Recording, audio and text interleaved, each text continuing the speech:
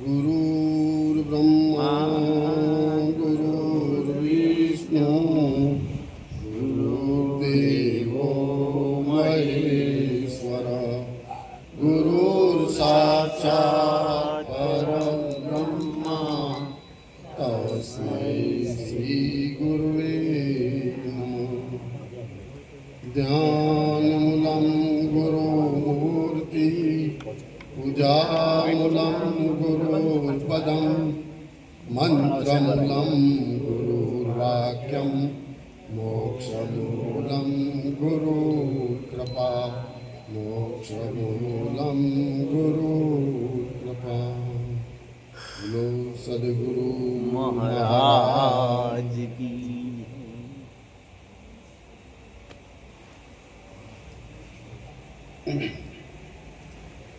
આજે આપણે ચંદુભાઈ તથા આજના પરિવાર દ્વારા આ સુંદર મજાનું ભજન ભોજન અને સંત મેળાવડાનું આયોજન કર્યું છે એવું આપણે પણ શીખવાનું છે કે સંત મેળાવડો રાખીએ અને ભજન ભોજન સાથે બધાને આનંદ કરાવીએ। સાથોસાથ ચંદુભાઈ તથા એમના પરિવારને ગુરુ મહારાજ જ્ઞાન ભક્તિ અને ઐશ્વર્યમાં સતત વધારો કરતા રહે અને આવા ને આવા સંત મેળાવડા ગોઠવતા રહે એવું બળ પ્રાપ્ત થાવ એવી ગુરુ મહારાજના ચરણમાં પ્રાર્થના। અત્યારે ભજનમાં કહેવામાં આવ્યું બોલન હારો ક્યાં વસે। બોલવાવાળો પકડાય ખરો તો એ ક્યાં વસે એવું આપણે આ ભજન બોલ્યા ત્યારે આપને એવું થાય ખરું કે ક્યાં વસ્તુ હશે। શરીરમાંથી બોલાય છે ખરું પણ એને પકડવો તો પકડાય પણ એ જ્ઞાનની ધારા બાપુજી આપને બૌદ્ધની યુક્તિના માધ્યમથી પકડાવી છે સમજણમાં લાવ્યા છે તો કંઈ ભજનના કંઈ શબ્દો બહાર પડે અને જો આપણા સ્વરૂપ સાથે ટચ ના થાય અને જો આપણામાંથી એવો પ્રશ્ન ઊભો ના થાય તો આપણે ગુરુના સાચા બાળક નથી। આ પ્રશ્ન આપને અંદરથી થવો જોઈએ। બોલનહારો કર્યા રાખીએ અને જો એ સાચો ઓળખાય નહીં અને શરીરને જ માની લે કે હું બોલું છું તો પાછું આ 84ની ખાણ તૈયાર છે। આ 84ની મટાડીને એની પર લઈ ગયા છે। જાગ્રત સપન સુસુપ્તિ તુર્યા અને ઉન્મુનિએ ઓળખાવી દીધો છે। અગમની વાત આપને ગમમાં બતાવી દીધી છે, સમજણમાં લાવીને મૂકી દીધા છે। પણ જો એક ગમ આપણે કાયમ નહીં રહે તો પાછી આ જગતની પૃથ્વીલોકની દેહના સંબંધોની બધા ખેંચાણમાં લઈ જશે અને માયા રચાશે અને માયા હંમેશા માર ખવડાવવાવાળી છે અને આ ગુરુનો પ્રેમ જે પ્રગટ થયો છે ને એ તારવાવાળો છે અને એ પ્રેમ અખંડ છે। જે અખંડ હોય એ ખંડિત કીધી થાય નહીં એવું સ્વરૂપ આપને સતનામ સાથે શબ્દના દેહ સાથે મંત્ર પુત્ર બનાવીને આ જો ધારા ઉપર મૂક્યા હોય ને તો જો એમાં આપણે ના રહીએ ને તો આપણી કચાશ છે વાલા। જો આ કચાશમાંથી મુક્ત થવું હોય આવા મહાપુરુષના સત્સંગના મેળાવડા થતા હોય ને અને કદાચ આપણે છૂટી જાય ને જેટલી વેદના બીજા આ જગતના વ્યવહારોમાં થતી હોય ને એટલી વેદના જો ના થાય ને તો પણ આ જીવન નકામું છે। આપણે તો ગુરુમુખી બન્યા છીએ, પહેલા જગતમુખી હતા। જગતમુખીથી આ 5 તત્વ અને 3 ગુણનું નીવડેલું આ શરીર સાથે જોડાયેલા હતા અને ત્યારે અજ્ઞાન ભર્યું હતું અને ગુરુદ્વારે જ્યારે સદગુરુની પ્રાપ્તિ થઈ ત્યારે આપને સમજણ દ્વારા કે આ અજ્ઞાનમાંથી જ્ઞાનવાન હતા પણ એ આવરણો દૂર કર્યા બીજું કંઈ આ સાધનમાં જે કામ ક્રોધ મદ મોહ રૂપ અને આશા તૃષ્ણાના જે આ બધા જ આવરણો ચડી ગયા હતા એ આવરણોને સમજણના ઘરમાં લાવીને એક એક વસ્તુની સમજણ આપી નજરે જોવાડી અને પછી બહાર કાઢ્યા છે અને પાછા પેસી જાય છે। કેમ કે આપણો અધ્યાસ છે ને હજુ જગતવાસી છે, સંબંધવાસી છે। જગતને લોકોનો ભય છે પણ ગુરુ મહારાજનો ભય કીધી આવ્યો। આમ કરીએ તો મારું જગત શું કહેશે, સમાજ શું કહેશે, પણ એ વાત તો વ્યાજબી છે પણ વ્યાજબી છે એના સાથે ગુરુ આપણે શું કહેશે એ વધારે અતિ વ્યાજબી છે। કેમ કે હવે તો ગુરુમુખી બન્યા છે જે હતો ગંદકીવાળો એ તો ગુરુ મહારાજે લઈ લીધો છે. તો ગંદકીવાળો છીએ આપણે પાછા ચોખ્ખા કરીને મૂક્યા છે આપણે અહીંયા. અને પાછા ક્યાં જવાનું છે? પરમધામ જવાનું છે. ચોખ્ખે ચોખ્ખો રહ્યો હશે ને તો પરમધામનું પદ મળશે, નહીં તો પાછી આ 84ની ખાણ તૈયાર પડી છે આપણા માટે. આ માયાવી ખાણ તૈયાર પડી છે.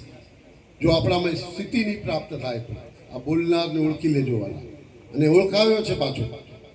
અને એ ઓળખેલામાં જો સ્થિતિ આપણી મજબૂત થશે ને તો ક્યાંય આપણે કંઈ લેવું પડશે નહીં, ક્યાંય જવું નહીં પડે. અને બોલનાર સાથે હોય તો તમે ધારો કરી શકો એવું છે કે હું બોલનાર છું. હે, આ રૂપવાળો તો માપકમાં કાર્ય કરે, પણ બોલનારો અમાપક કેટલું કાર્ય કરે, જે ધારો થઈ શકાય એમ છે. એવું ગુરુ મહારાજે આપણે આ ભજનના માધ્યમ દ્વારા અને બોધના અરીસા દ્વારા, બોધની સમજણ દ્વારા આ ભજન આપણે આનંદ કરાવી ગયો છે. જો સાચો આનંદ પ્રાપ્ત થયો હોય તો આ ભજન આપણે જે રીતે બાપુ બોલ્યા ને આપણામાં જીવનમાં જો વણાઈ ગયું હોય તો એક એક કડવું આપણે યાદ કરીએ ને તો બોધ જ છે અંદર, બીજું કાંઈ નથી.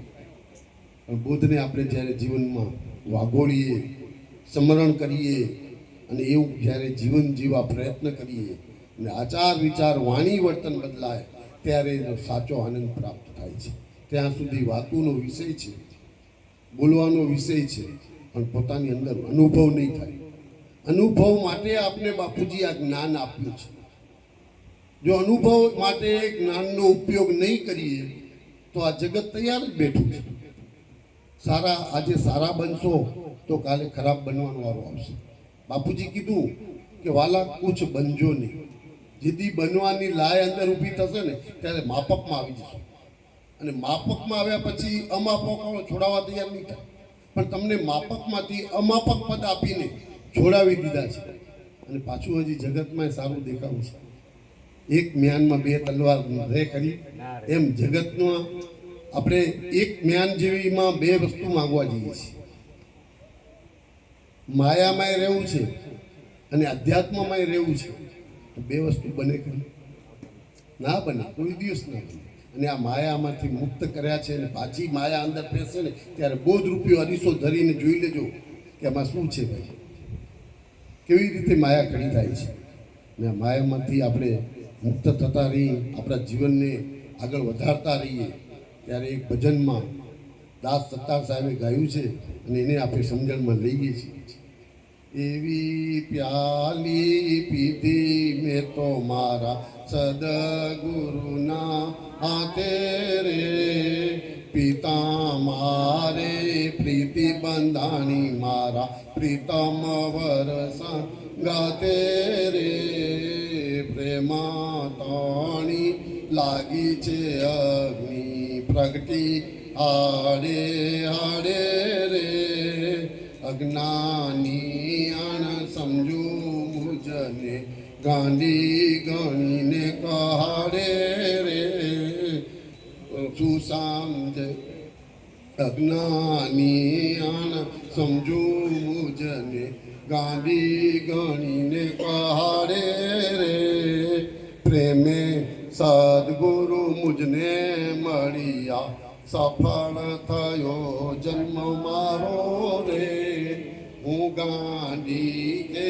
દુનિયા ગાંધી જ્ઞાની અપક વિચારો રે, સ્વામીના તો સુખને બની પરણેલી શ્રી જાણે રે, સુસંજે કુંવારી કન્યા પિયરિયું જવખાણે રે, દાસ સતાર સદગુરુ પ્રતાપે પરણી મોજો માણે રે, લેવું હોય સ્વામીનું સુખ તો પરણો વચન પ્રમાણે રે, એવી પ્યાલી પીધી મેં તો મારા સદગુરુના હાથે રે.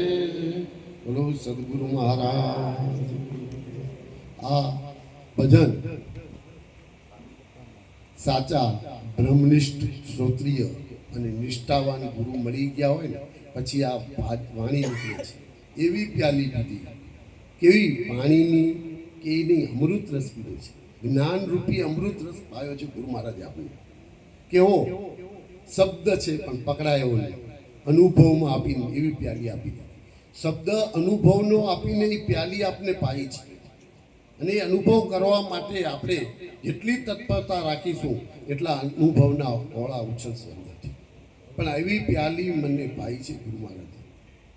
એવી પ્યાલી પીધી મેં તો સદગુરુના હાથે, પ્રેમ તણી લાગી અગ્નિ. વિચાર કરો કેવો પ્રેમ આપ્યો છે, ક્યાંયથી ખંટાયો નથી. તમે જેમ લો એમ વધે એવો પ્રેમ. પણ બાપુના વચને પ્રતિજ્ઞા અને આજ્ઞાનું જીવન જીવીએ તો એ પ્રેમ ભર્યો છે. પણ જો એ હોય નહીં તો આ વસ્તુ મળે એમ નથી. આ વસ્તુમાં જો આપણે બરોબર નિષ્ઠાથી આપણે જો પાલન કર્યું હશે તો પ્રેમ ઓટોમેટિક અંદરથી ચાલુ થઈ જશે. પણ શરીરમાં પ્રેમ નથી, પણ શબ્દરૂપ બન્યા, ગુરુના વચનના અધિકારી બન્યા. પાનબાઈ, મીરાબાઈ, નરસિંહ મહેતા જુઓ કેટલા ભગવાનમાં પ્રીતિ લગાવી દીધી, શરીરનું ભાન ના રહે. અને ભગવાન એના કામ કરી ગયા. ભગવાન કે હું તારા કામ કરીશ, તારી ભક્તિથી હું વશ થયો છું, પણ તને આ દેહમાંથી છોડાવવા માટે તો સદગુરુની પ્રાપ્તિ કરવી પડશે. અને જ્યારે સદગુરુ મળી ગયા નરસિંહ મહેતા અને મીરાબાઈને, ત્યારે નરસિંહ મહેતાને ગવાઈ ગયું કે જ્યાં લગી આત્મતત્વ જાણ્યો નહીં ત્યાં તકી મન ભક્તિ અને પ્રાર્થના છૂટી. આ ભક્તિ અને પ્રાર્થના જ્યાં સુધી આવા શ્રોત્રિય અને બ્રહ્મનિષ્ઠ ગુરુ આપને મળે નહીં ને આપણા સ્વરૂપની ઓળખાણ કરે નહીં ને ત્યારે કોણ એની ભક્તિ કરે એ ખોટી પડે છે. અને નરસિંહ મહેતાને લાગ્યું કે સારું ભગવાન મારા માટે કામ તો ઘણું કરી ગયા, પણ આત્મતત્વ તો ઓળખ્યો નથી. અને એ આત્મતત્વને ઓળખ્યા પછી એને જે વાણી નીકળી છે એ આપણે બધા પ્રસાદ રૂપમાં, ખોરાકના રૂપમાં આપણે અત્યારે બોલી રહ્યા છીએ. એમ આપણે પણ ગુરુ મહારાજે બનાવ્યા એ રીતે, પણ આપણામાં અનુભવ કેટલો છે. ને જો અનુભવની નિષ્ઠા મજબૂત થતી જશે તો આપ સહેજે સહેજે શબ્દો અંદરથી નીકળતા જશે, એને કોઈ યાદ રાખવાનું પડે. અને ગુરુ મહારાજ પણ એવું પાત્ર હોદે છે કે આવું કોઈ ચોખ્ખું પાત્ર મળી જાય તો જઈને માય બેસીએ અને બેસીને ટાઢક આપીએ અને ટાઢકમાં અનુભવ કરીએ. બોલો એવા આપણે ગુરુ મહારાજ પ્રાપ્ત થયા છે. પણ એ અનુભવ કરવા માટે પ્રયત્ન તો કરવો પડે. જેમ જગતમાં જમવા જઈએ તો હાથમાં તો લેતા નથી, પાત્ર થાળી ઉપયોગ કરીએ છીએ. પણ થાળીમાં જો એક એઠો દાણો પડ્યો હોય તો ખિસ્સામાં હાથ ગાલીને રૂવાલથી આપણે સાફ કરીએ છીએ. જો દેખાતું દ્રશ્યમાં જો આટલું મન આપણું ચોંટી જતું હોય તો આવા એક આ સાધન મળ્યું છે આપણે ગુરુ મહારાજે, શબ્દનો દેહ બન્યો છે. એમાં પાછું આ જો કાણામાંથી બેસી જાય કામ, ક્રોધ, મદ, મોહ, લોભ, ત્યાં સુધી આપણે આપણું જે સ્થિતિ પ્રાપ્ત કરવી છે, આપણે ગુરુ મહારાજે જે સ્થાન પર મૂક્યા છે એ સ્થિતિ સુધી પહોંચવા માટે બહુ સરળતા રાખવી પડશે. આચાર, વિચાર, વાણી, વર્તન બદલવા પડશે. પહેલાં જે જીવન જીવતા હતા એમાં આપણે ફેરફાર જાતે જ કરવો પડશે, કોઈ આપણે નહીં કરી શકે. એટલે સતત આપણે આપણા બોધના માધ્યમથી, ભજન સત્સંગના મેળાવડાથી અને સાથોસાથ આવા મેળાવડામાં જતાં જતાં ક્યારેક મનમાં કોઈ ભાવ ગુરુ મહારાજ પ્રગટ કરે તો આવા સંત મેળાવડાનું આયોજન કરજો. અને એકવાર જો આયોજન કરી જોજો પછી કે તમારા ઘરના ભરી દઉં તો કહેજો. એમ ગુરુ મહારાજ કીધું કે તારો ઘરનો મૂળો તો ઓળંગી જો, કે કામ ના કરી દઉં તો કહેજો. આવી સ્થિતિ આપણામાં આવશે. ખાલી પૈસા ભરવાની વાત નથી કરતો, અનુભવ વાણી ભરી દેશે ગુરુ મહારાજ એમ કહે છે. કારણ કે આવતું જતું તો ઓછું વધતું થાય, પણ જે અખંડ છે, જે શબ્દરૂપ છે, જે અનુભવની વાણી છે એ સતત વ્યાજ કરે છે. એને કોઈ યાદ રાખવી નથી પડતી. ગુરુ મહારાજ આ સ્થિતિનું પાત્ર હોતે છે. તો આપણે એ પાત્ર બનીએ અને આવા સંત મેળાવડામાં બાપુના શરણામાં રહીને આપણે આપણી વાણીને મજબૂત કરી વિશ્વાસ અને શ્રદ્ધા સાથે જોડી દઈએ તો આપણે પણ એ ગુરુ મહારાજનું કાર્ય કરતાં સંપ સેવા સદાચાર પ્રેમ આ જગતમાં ઓછો છે તો આપણે રાખવા માટે અને આપણે જે અહીંયા પ્રેરણા કરી છે એ કાર્યને આગળ ધપાવીએ અને ગુરુ મહારાજનું કાર્ય કરીએ. બોલો સદગુરુ મહારાજ.